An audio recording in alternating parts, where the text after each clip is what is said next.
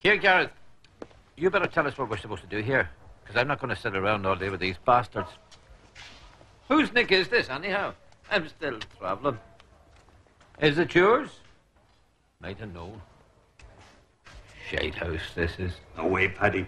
You're upsetting the bishop there. I think the lady's waiting to speak. I'd just like to say one thing before we start. We have to be realistic. As far as this appeal is concerned, you're guilty until we prove you're innocent. It's not like an ordinary trial. The evidence is given to 3 judges. There's no jury. I ought to say that in my experience, an appeal court has an extreme dislike of cases that have been referred as a result of media campaigns, especially television ones. When the time comes, I think we should fill the court with observers. We need all the help we can get. I'll ask Nelson Mandela. He sent us a postcard the other day. Well, don't ask Reagan. I've written twice. Still waiting. We've had one piece of luck. The police have discovered a record of the times each of you was questioned. It didn't surface at the trial. I think you should study it closely. For some reason, Superintendent Reed has a note of an interview he claims didn't happen.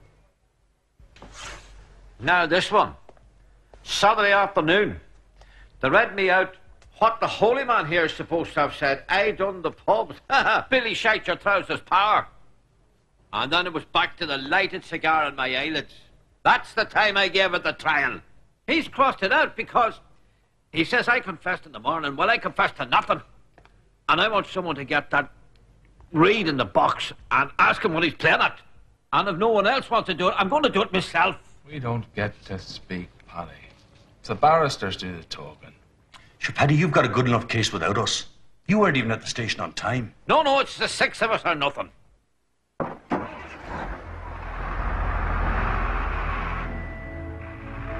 God, we beseech you to guide the judges of this court and to bless the efforts of our barristers.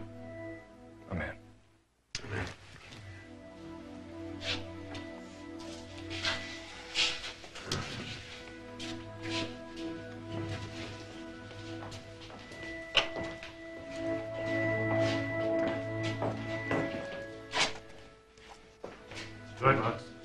My lords, the question being posed is whether among the many victims of the Birmingham bombs, the dead, the injured, and the bereaved, may not also be counted these men, who would have spent 13 years behind bars as innocent men, while those truly guilty will have gone free. Richard. If that is so, the miscarriage of justice will have been one of the gravest in recent times.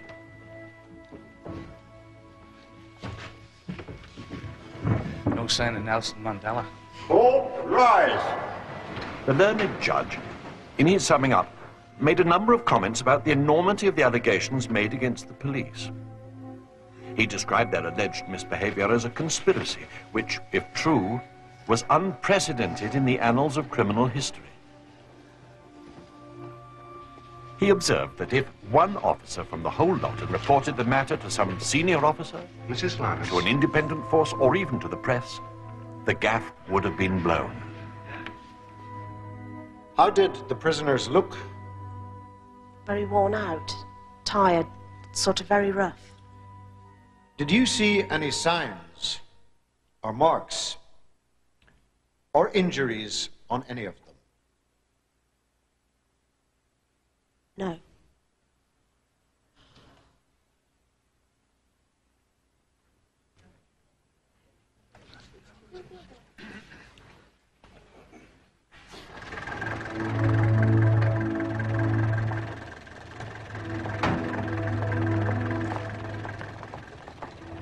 I'd been hit.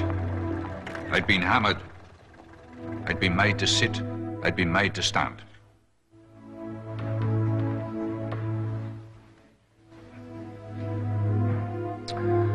Mr. Clark, why did you leave the police force?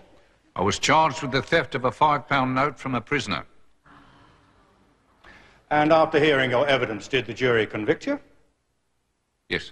And what do you say today about whether or not you were guilty of that offence? I was not guilty. Now, Mr. Clark, it might be suggested to you that the reason that you said what you have said about events in November 1974 is that you are motivated by a desire to vilify the police. Absolute rubbish. Did you feel angry at having been convicted? Yes. Of course, my lords. Yes. And angry and bitter with the police who prosecuted you? No. No, my lords. No. What you were doing at the time of the interviews, you were playing around on a piece of paper to make the interviews fit together. And later, when we come to Hill, you were trying to work out when it was going to be suggested that Hill had confessed. Do I make myself clear? You make yourself plain, but that is not true. In other words, you were fabricating the evidence at the time of these people's arrests. Could you, for my benefit, I'm sorry to be so dim, explain what it is you are suggesting this witness did arising from the document?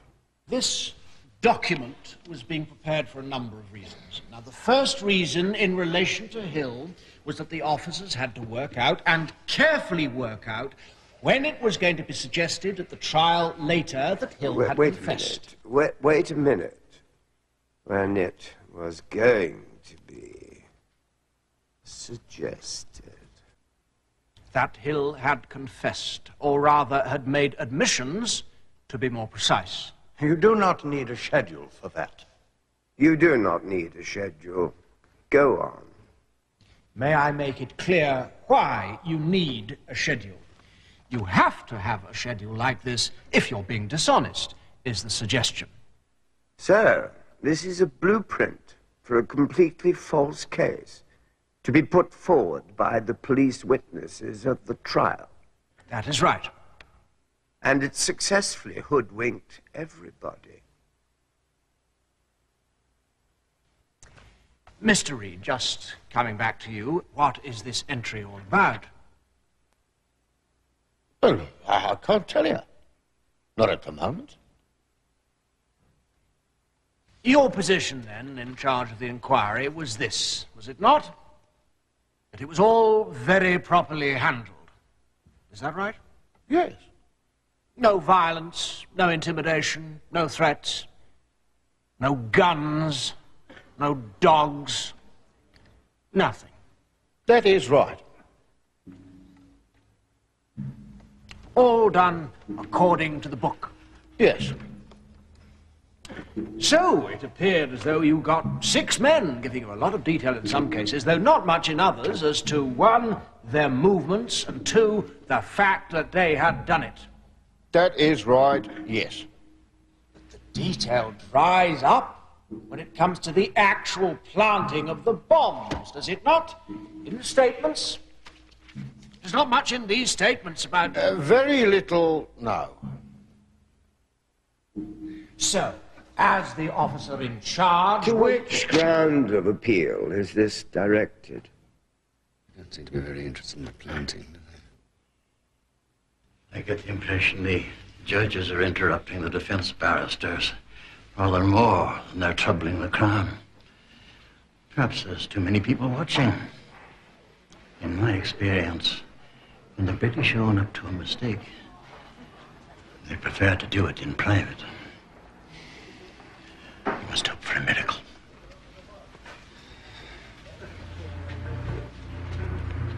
I think I'll slip away. Still with forensics, Chris. They can't get around that. We'll see. I don't think that Dr. Skews can usefully contribute to our knowledge about the planting of the bombs. Should you need me, I'll be in Dublin.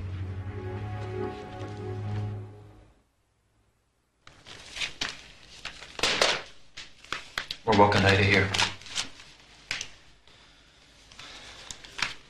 I know it. It's the Irish Times, Jerry. They believe we're innocent. Tell him, Gareth. Jerry thinks he's going home. Maybe he's right. The policewoman, Joyce Linus, is going to change her evidence. I answered the phone. I don't usually give my name and number when I answer. The person on the other end said, "Is that Mrs. Linus?" I said, "Yes." He said, "Don't forget you have children."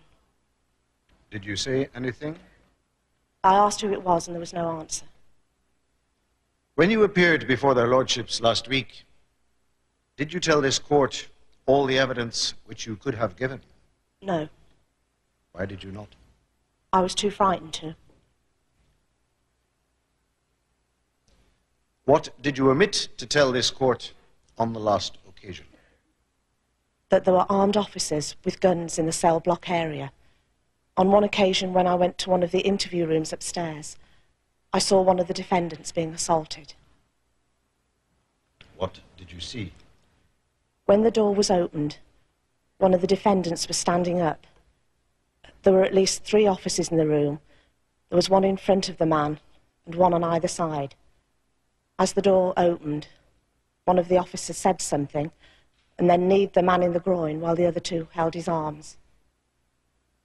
Did you hear what was said or the effect of what was said?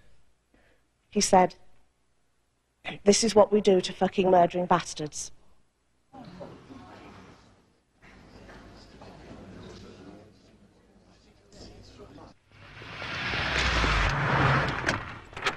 Forensics. Everything you could possibly need. Not how 1% suddenly became 0.1%. My money's on the police woman. Oh, Chris, incidentally, is in Ireland. Stand by for a last-minute appearance by the Lone Ranger. 0.01%, Dr. Skuse. Dr. Skuse, 1% is in the letter sent by the director of the laboratory to the World in Action scientists. You are claiming that 1% is there because you thought his request did not relate to the Birmingham bombings case, but to contemporary use of the formula by the laboratory. He did not tell me he wanted the formula for an appraisal test in the Birmingham bombings. He didn't have to, did he? You have already agreed that the obvious case to which he was referring was the Birmingham case. You have agreed to that. I agree with that. Therefore, if your director is asking about the formula, even at this level, it has got to be about the Birmingham case. It doesn't have to be, but in this case, it was. And you knew that, did you not? Not for certain. 99%? I agree with that. The scientific evidence as to where the bombs must have been planted. The fact that the admissions do not in all respects tally is perhaps a reason for doubting whether they were concocted by the police. All one can say of Mrs. Linus's evidence is that on one or other of the occasions when she gave evidence before this court, she committed perjury. Yeah, Sandra there, please. Her reasons for changing her mind were not acceptable.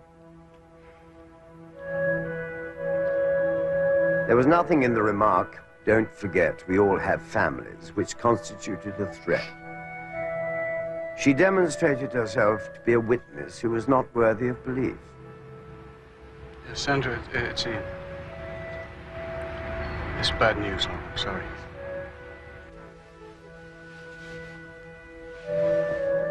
Mr. Clark was a most unconvincing witness.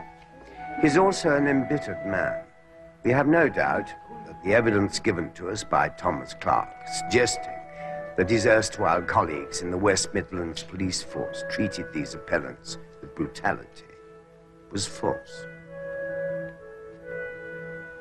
With no disrespect to Mr. Reed, whatever else might be said about him, he was quite clearly not a person who would have been capable of organizing or carrying through such a huge and complicated conspiracy.